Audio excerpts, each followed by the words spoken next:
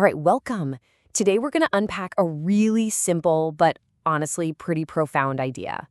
It's all about where we point our most precious resource, our focus. So let's just dive right in. But before we get into it, I've got a quick question for you. Seriously, think about your day so far. All the conversations, the things you've scrolled through, the people you've talked to. Where did your attention really go? Your mental energy. Just kind of hold that thought for a minute. You see, this whole explainer, it actually hinges on one single powerful sentence. And it's a sentence that kind of forces us to look that question right in the eye. And here it is. Those who spend time looking for the faults in others usually spend no time to correct their own. It's a heck of a statement, right?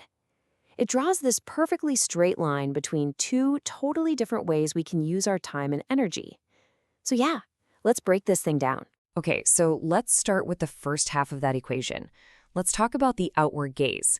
The act of looking for faults in everyone and everything else. Now, the wording here is absolutely crucial. The quote doesn't say those who notice faults. I mean, come on, we all do that. It says those who spend time. See the difference? That simple phrase changes everything. It's not just passively seeing something. It's an active investment. You're literally taking your time, which you don't get back, by the way, and choosing to spend it on this. And it actually goes even a layer deeper than that. The quote gets super specific. It says, looking for faults. That's not accidental. It's talking about a deliberate search, right? A conscious mindset that's out there, actively scanning for what's wrong. It's almost like a job we give ourselves. Maybe because, well, the alternative is a lot harder.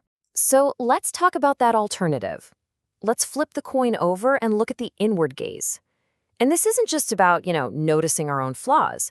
It's about the really tough work of actually correcting them. And this is where the consequence hits. The quote lays it out as a direct result.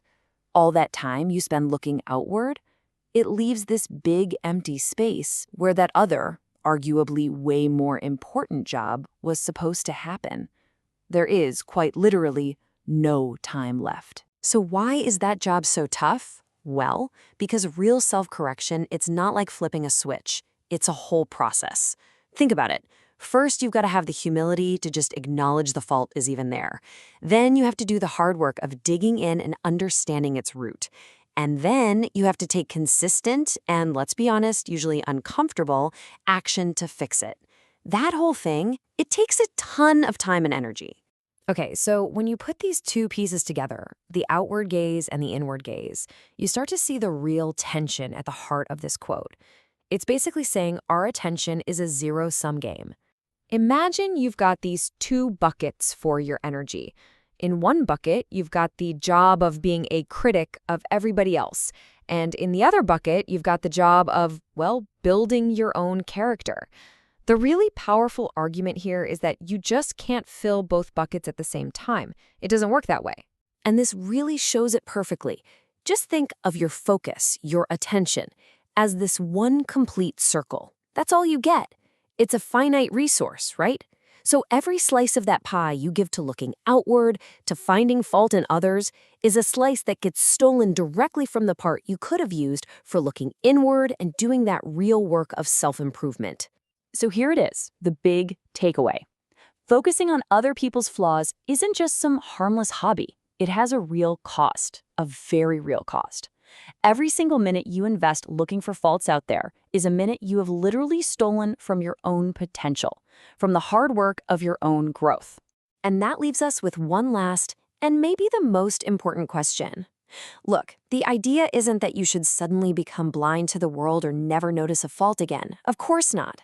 It's about asking yourself, where am I choosing to invest my time? Where am I actively putting my focus? Because those are the most valuable things you've got. Something to think about. Thanks for tuning in.